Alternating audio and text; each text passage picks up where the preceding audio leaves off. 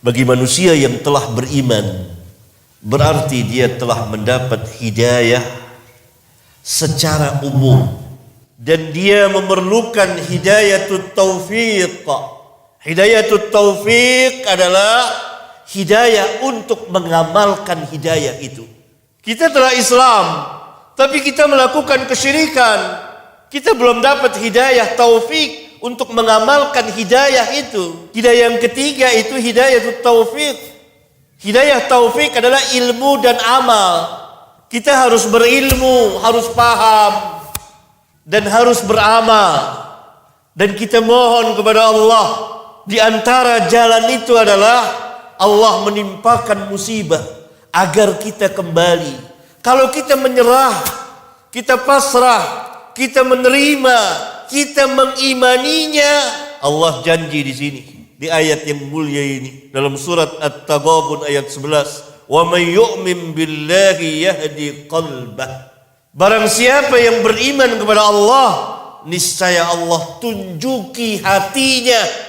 Salah satu jalan untuk memperoleh hidayah taufik agar kita beriman, agar kita berilmu dan beramal dan tetap dalam hidayah Allah, kita mengimani apa yang menimpa kita. Kita katakan amanna billah, kami beriman pada Allah. Wa may yu'min billahi yahdi qalbahu. Barang siapa yang beriman kepada Allah setelah Allah menimpakan musibah ini, dia tahu bahwa tidak akan terjadi kecuali dengan izin Allah. Semuanya berjalan dengan kehendak Allah. Dia mengimaninya. Dia tetap berada di jalan ketaatan. Dan dia bahkan tambah beriman dan tambah taat dan memperbaiki dirinya. Yahdi qalbahu. Allah janji Allah akan memberikan hidayah kepadanya. Hidayatut taufiq. Oleh karena itu Al-Quran hanya dapat diambil manfaatnya oleh orang-orang yang bertakwa.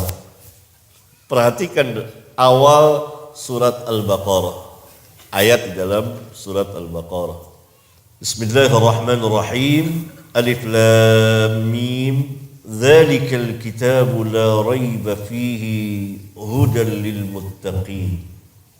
Kitab ini Al-Quran tidak ada satupun keraguan bahwa ia dari sisi Allah. Al-Quran itu kalamullah, bahwa Al-Quran itu seluruhnya benar, membawa kebenaran, bahwa Nabi Muhammad SAW adalah seorang Nabi dan Rasul. Tidak ada satupun keraguan di dalam Al-Quran ini. Selanjutnya Allah katakan hudan lil muttaqin, hidayah bagi orang-orang yang bertakwa. Ayat sebelumnya mengatakan hidayah bagi manusia bersifat umum. Ini bersifat khusus.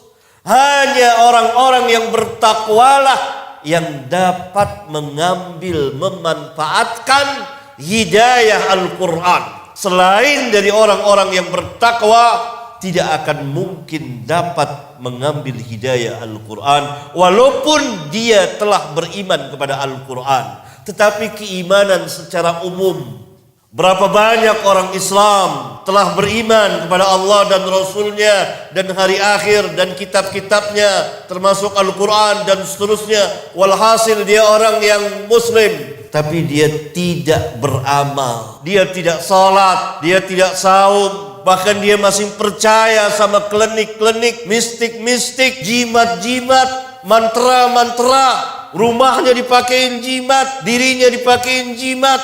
Ini orang Muslim yang tidak dapat hidayah taufik. Maka Bapak Ibu dan saudara-saudara sekalian, pada musibah ini kesempatan meraih hidayatut taufik. Siapa yang tunduk kepada Allah dalam musibah ini, Allah janji, dan janji Allah pasti benar. Yahdi qalbah, Allah akan memberikan hidayah. Oleh karena itu kita saksikan dengan mata kepala kita ketika seseorang atau satu kaum atau satu masyarakat ditimpa musibah dan mereka semuanya tunduk kepada Allah, menjauhi kesyirikan, mereka kemudian kembali kepada Allah, mereka tobat dan mereka mentauhidkan Allah, maka keadaannya jauh lebih baik setelahnya dari sebelumnya. Allah berikan hidayah. Yang tidak pernah sholat jadi sholat, yang tidak saum jadi saum, yang tidak pernah bersedekah jadi sedekah, yang tadinya percaya kepada mistik-mistik, klinik-klinik, jimat-jimat, pedukunan, sihir-sihir, kemudian mereka tinggalkan semuanya dan mereka menghadap kepada Allah Subhanahu wa ta'ala. Dan itu kita saksikan dengan mata kepala kita. Yang tadinya tidak pernah ruku dan sujud kepada Allah, lalu mereka ruku dan sujud kepada Allah. Yang tadinya tidak pernah merasa takut kepada Allah atau kurang rasa takutnya, sekarang mereka takut kepada Allah dan bersyukur bahwa mereka masih diberi kesempatan dalam kehidupan yang singkat ini. Wa may yu'min billahi yahdi qalbahu wallahu bikulli syai'in alim. Dan Allah terhadap segala sesuatu maha mengetahui. Siapa yang berhak diberikan ini, siapa yang tidak, dan seterusnya. Allah lebih tahu dari kita. Jangan kita sok tahu, mau lebih tahu dari Allah. Allah katakan wallahu bikulli syai'in alim. Dalam ayat yang lain, dalam surat Al-Hadid ayat 23, Allah Subhanahu wa ta'ala berfirman, ma asaba min musibatin fil ardi wala fi anfusikum illa fi kitabin min qabli an nabra'aha inna dzalika 'ala Allah yasir. Tidak satu pun musibah yang terjadi di bumi dan tidak pada diri kamu, yakni tidak satu pun musibah yang menimpa kamu, yang terjadi di bumi dan menimpa pada diri kamu, melainkan telah tertulis di dalam kitab. Kitab apa namanya? Lauhul Mahfuz. Dicatat oleh Allah min qabli an nabra'aha, sebelum kami ciptakan jiwa manusia. Karena takdir harus lebih dahulu dari kejadian penciptaan manusia. Allah telah takdirkan satu persatunya. Jadi Allah katakan tidak satu pun musibah yang terjadi di bumi, yang terjadi pada diri kita, melainkan telah tertulis di Lauhul Mahfuz sebelum Allah menciptakan kita. Sebelum Allah bahkan menciptakan manusia semuanya, Allah telah mencatatnya di Lauhul Mahfuz. Kata Allah, inna dzalika 'ala Allahi yasir. Sesungguhnya yang demikian itu atas Allah sangat mudah. Sesungguhnya yang demikian itu mudah, sangat mudah bagi Allah, karena Allah berkuasa atas segala sesuatunya. Lanjutan ayatnya, tadi ayat 22, sekarang ayat 23. Likaila ta'saw 'ala ma fatakum wa la tafrahu bima atakum wallahu la yuhibbu kulla mukhtalin fakhur. Agar kamu tidak putus asa terhadap sesuatu yang luput dari kamu, dari urusan dunia. Wala tafrahu, dan agar kamu tidak berbangga-bangga, tidak bergembira terlalu berlebihan dengan apa yang Allah berikan kepada kamu. Karena Allah tidak menyukai setiap orang yang sombong dan berbangga-bangga. Ayat ini menjelaskan bahwa musibah apa saja yang menimpa seseorang itu telah ditakdirkan, dicatat oleh Allah di Lauhul Mahfuz. Dalam ayat yang lain, Allah Subhanahu wa ta'ala berfirman, surat An-Nisa ayat 79, ma asabaka min hasanatin faminallah. Apa saja kebaikan yang menimpa kamu, yang kamu peroleh, itu semuanya dari Allah. Seluruh kebaikan dari Allah. Wa ma asabaka min sayyi'atin famin nafsik. Dan apa saja musibah yang menimpamu dari kejahatan disebabkan oleh diri kamu, itu dari diri kamu. Berarti Allah Subhanahu wa ta'ala memperingati manusia dari dosa yang mereka lakukan agar tidak berakibat kepada mereka. Dosa yang mereka lakukan akan berakibat kepada mereka. Mereka ditimpa musibah. Oleh karena itu ayat ini mengajak orang-orang yang beriman untuk melihat kepada dirinya. Ma asabaka min hasanatin faminallah wa ma asabaka min sayyi'atin famin nafsika wa arsalnaka lin-nasi rasulan. Dan kami mengutusmu Hai Muhammad, untuk seluruh umat manusia sebagai seorang rasul. Wa kafa billahi syahida. Dalam ayat yang lain, dalam surat Al-Baqarah ayat 155 sampai 157, Allah Subhanahu wa taala berfirman, "Wa la nabluwannakum bi syai'in minal khaufi wal ju'i wa naqsin minal amwali wal anfusi wath thamarat." Sungguh pasti Allah akan menguji kamu dengan sesuatu, bisyai'in, tidak secara keseluruhan, karena doa Nabi telah diijabahkan oleh Allah. Doa Nabi diijabahkan oleh Allah. Jika Allah mengatakan bahwa Allah sanggup menurunkan azab kepada kamu dari atas, dari langit, hujan batu misalnya, dari bawah kaki kamu banjir, gempa dan lain sebagainya. Nah, ketika turun ayat ini, Nabi SAW mengatakan, "A'udzu bika, a'udzu biwajhika." Aku berlindung kepada, dengan wajahmu.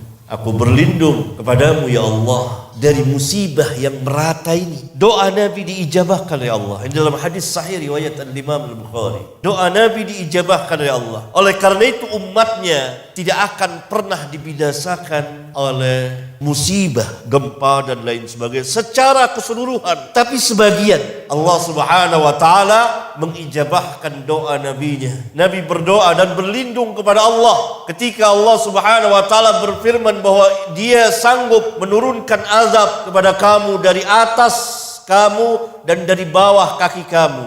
Nabi berlindung kepada Allah. A'udzu biwajhika, a'udzu biwajhika. Ketika Allah berfirman, Allah sanggup menurunkan azab dari atas, Nabi mengatakan a'udzu biwajhika. Allah pun sanggup